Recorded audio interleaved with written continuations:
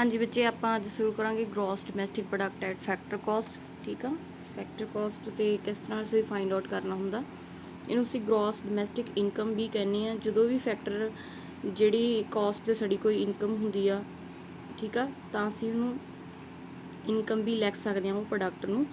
The monetary value of all the final goods and services produced within the domestic territory of a country during a specific period of time measured at factor cost is known as gross domestic product. Means ਕਿ ਜਦੋਂ ਵੀ ਅਸੀਂ domestic product ਦੀ ਗੱਲ ਕਰਾਂਗੇ ਤਾਂ ਅਸੀਂ ਸਿਰਫ ਸਾਡੇ territory of a country, means ਕਿ ਸਾਡੀ ਜਿਹੜੀ ਕੰਟਰੀ ਦੀ ਸੀਮਾਵਾਂ ਉਹਦੇ ਅੰਦਰ ਜਿਹੜੀ ਇਨਕਮ ਹੋਊਗੀ ਸਿਰਫ ਉਹਦੀ ਗੱਲ ਕਰਾਂਗੇ। ਠੀਕ ਆ।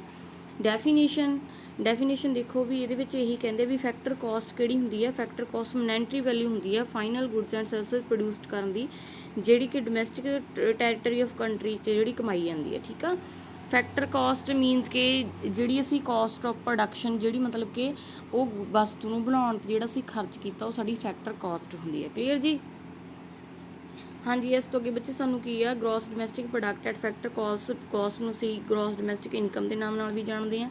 ते इहदे विच जदों असी ठीक आ पेमेंट जिहड़ी made to various factors of production for producing means कि जिहड़ियां भी असी पेमेंट्स करदे हां, ठीक आ फैक्टर्स ऑफ प्रोडक्शन यूज़ करके फाइनल गुड्स बनाने लई अपने देश के अंदर वो सारिया चीज़ां आउंदियां। If net indirect taxes are subscribed from the gross domestic product at market price, means कि जे असी अपनी जिहड़ी साडी gross domestic product at market price आ उहदे विचों नैट इंडायरैक्ट टैक्स लैस कर दईए तो साडे कोल की आ gross domestic product at factor cost आ जांदा वा। फीचर्स देखो ये की आ, ये ग्रॉस कंसैप्ट आ, डोमैसटिक आ, फाइनल एंड जिहड़ियां इहदे विच सर्विसेज गुड्स इनकलूड हुंदियां वा। फैक्टर कॉस्ट तो इनकलूड हुंदा वा। इहदे विच मीनस कि जिन्ने भी असीं फैक्टर्स ऑफ पेमेंट पे करदे हो सारियां चीज़ां ऐड होणगियां। ओल्ड गुड्स सानूं पता ही है, फाइनैंशियल जिहड़ा इन्वैसटमेंट सैल्फ कंज्यूम्ड गुड्स ये सारियां चीज़ां असीं इहदे विच नहीं लैणियां। इस तो अगे असीं आ जांगे net domestic product at factor cost, means कि हुण असीं जिहड़ी साडी पहलां ग्रॉस सीगी हुण उहदे विचों की असीं डैप्रीशिएशन लैस कर देनी है तो साडी की है नैट आ जाऊगी। ठीक है, बस सिर्फ इन्ना ही फर्क है, इहदे विच होर कुछ भी नहीं हैगा। इस तो अगे इत्थों सानूं की क्लीयर हुंदा भी जदों असीं gross domestic product factor cost तो ग्रॉस नैट डोमैसटिक प्रोडक्ट ते जाना असीं की है डैप्रीशिएशन ऐड कर लेनी है। ठीक है जी।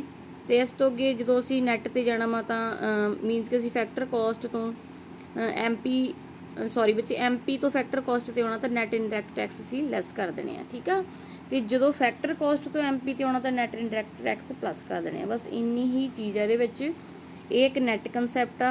ठीक है, ये डैप्रीशिएशन इंकलूड नहीं होंगी। डोमैसटिक कंसैप्ट आ, मीनस कि असीं देखो जिहड़ी चीज़ असीं इत्थे लिखी जावांगे कल्ले कल्ले अखर नूं इन्हां ने एक्सप्लेन करता।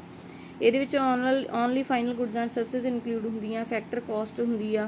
ठीक है, ओल्ड गुड्स जिहड़ियां आपां पढ़िया old goods financial investment self consumed services illegal activities transfer payment are not included in it.